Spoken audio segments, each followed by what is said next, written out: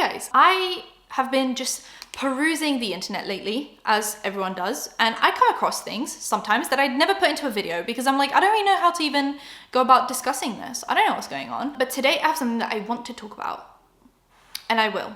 So subscribe to the bell, comment for engagement.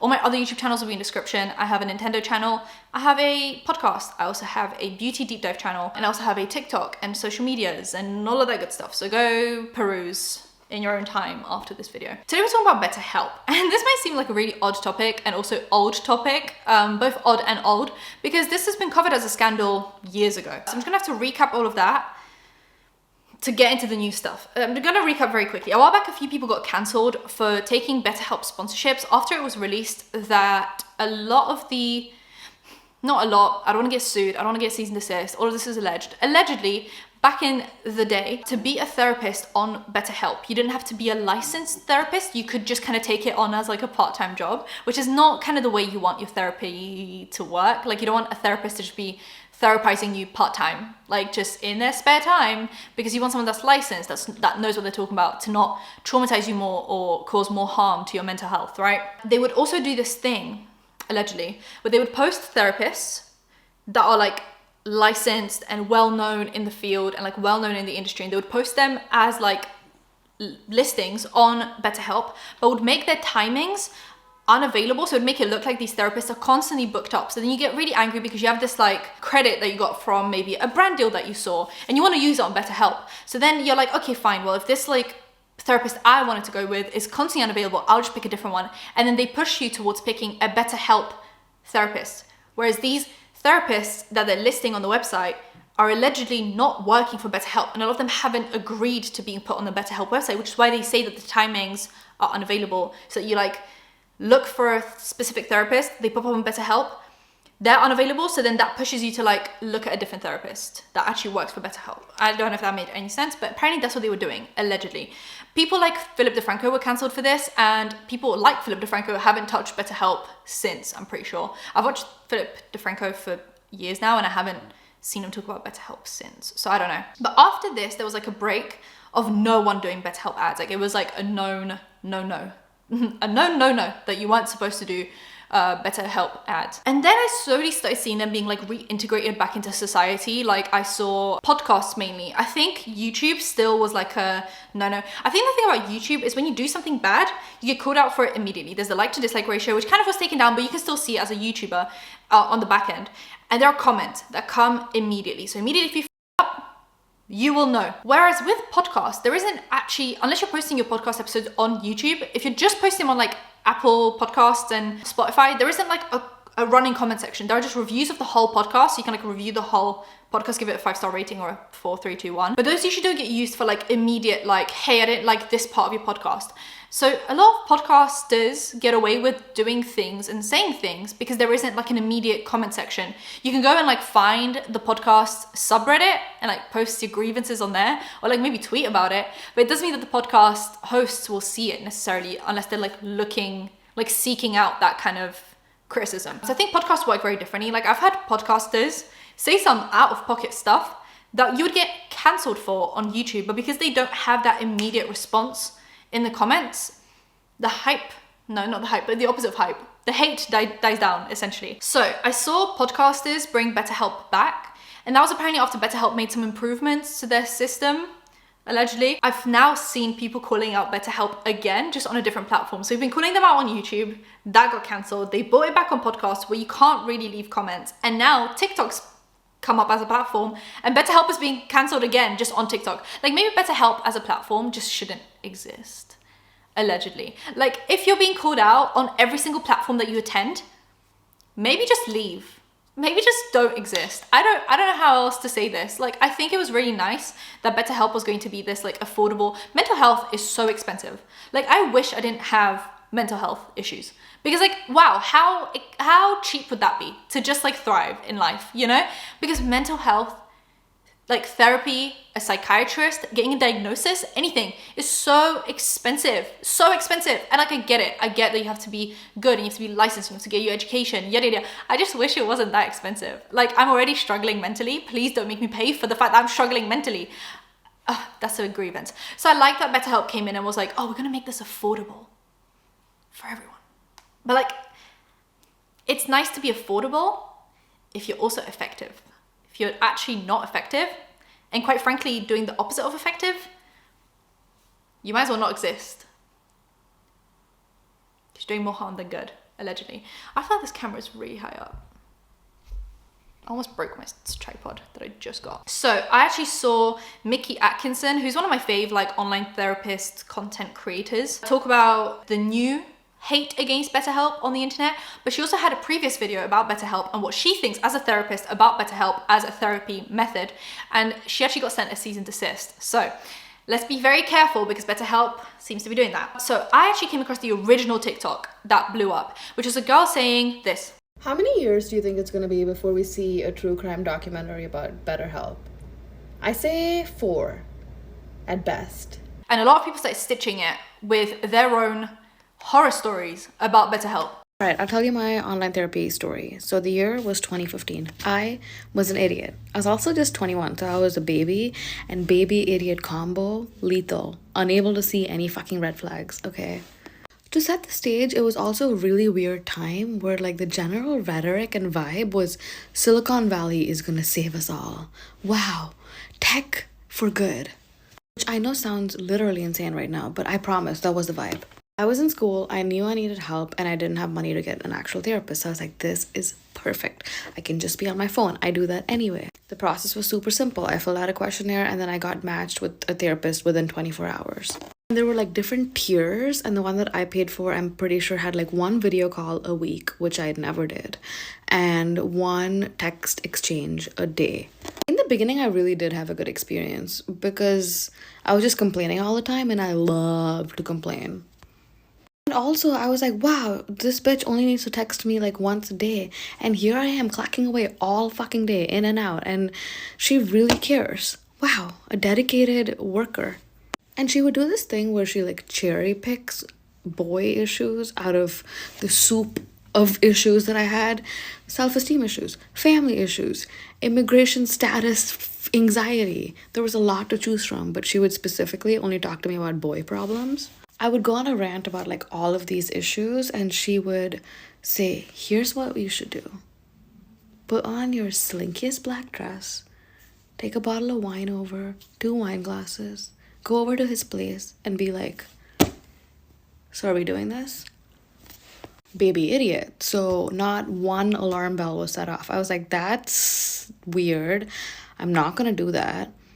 But as you were, carry on. The thing that finally made me go like, was because I went on this date with this guy. We met on dating app. It was very much a date.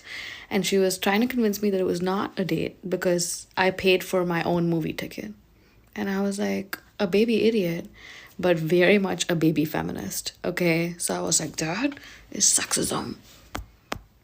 I was like, you know what? I'm going to Google the shit out of you. So I Googled her, and that's when I found out that therapizing me was her side hustle, and her main thing was making designer handbags that were like thousands of dollars in the shape of high-heeled boots made out of crocodile leather. And I'm like, I'm a vegetarian. And I was like, where does she go to school? Found her LinkedIn.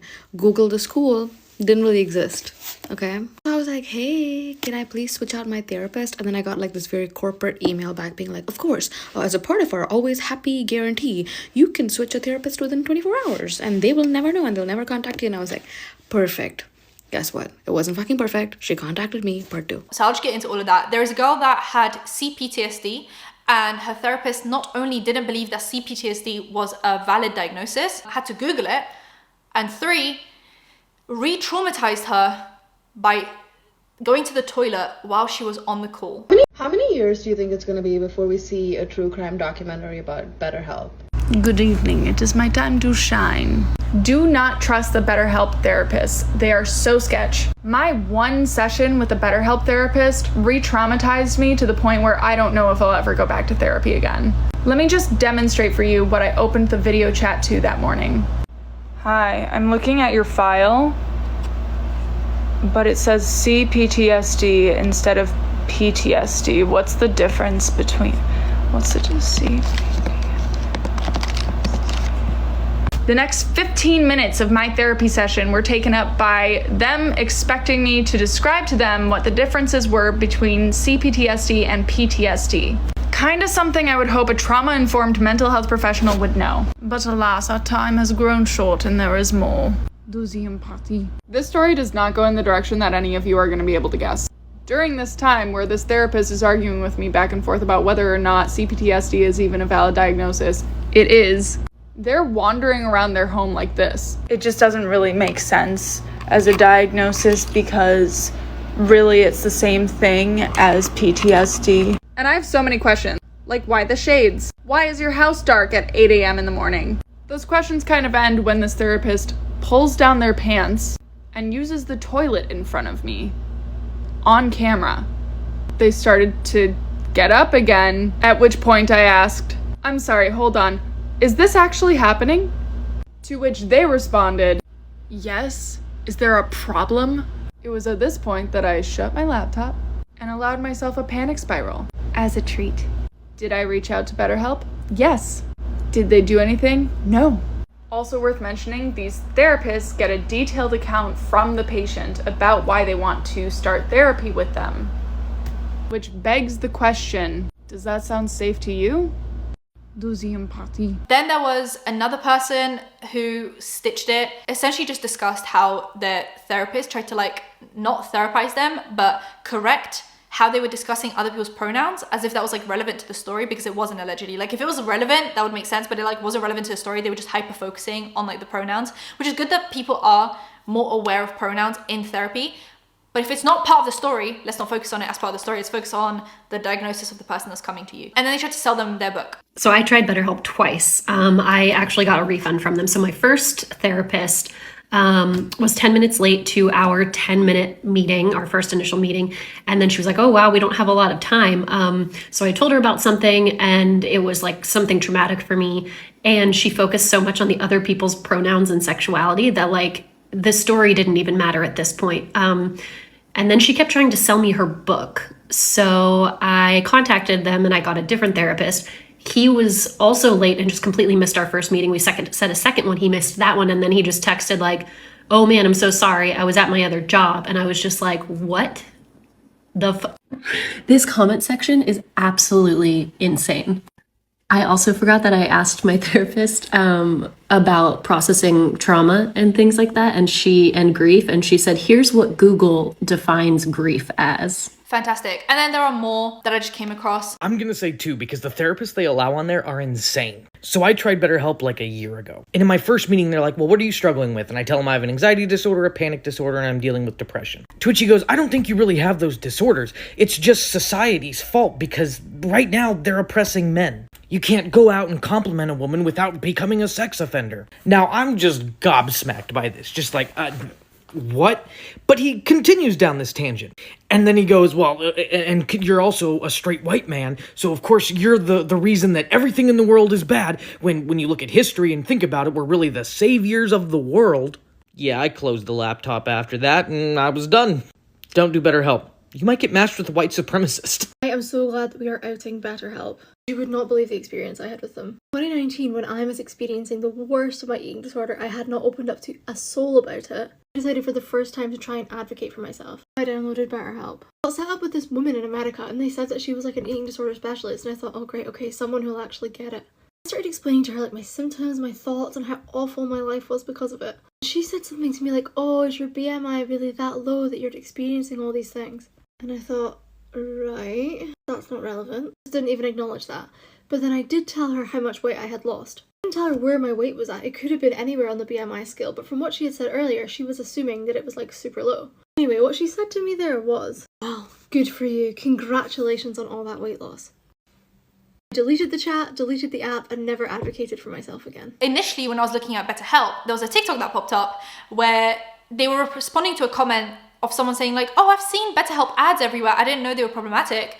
And the person essentially described the original scandal and how it led up to this. The BetterHelp scandal that rocked the internet. So the original story broke more than 5 years ago when it was revealed that you did not need to be a licensed therapist to work for BetterHelp. Some of the therapists were licensed, but it was not a requirement for employment at the company, which for a lot of people who went there to discuss their mental health was a big problem. Second, it was revealed that they commonly did what is known as a bait and switch, where they would post profiles and pictures of different therapists on their website, claiming that those very esteemed therapists worked for BetterHelp. And then when someone would sign up for the session with that therapist, they would say that they were never available and give them to somebody else. They would also commonly use photos of esteemed therapists in their ads without permission. When you signed up, you also had to give BetterHelp explicit permission to share your information, which we later found out that they were sharing with pharmaceutical companies. And it was alleged that BetterHelp was getting a kickback from certain pharmaceutical companies. Just to be clear, that was never confirmed.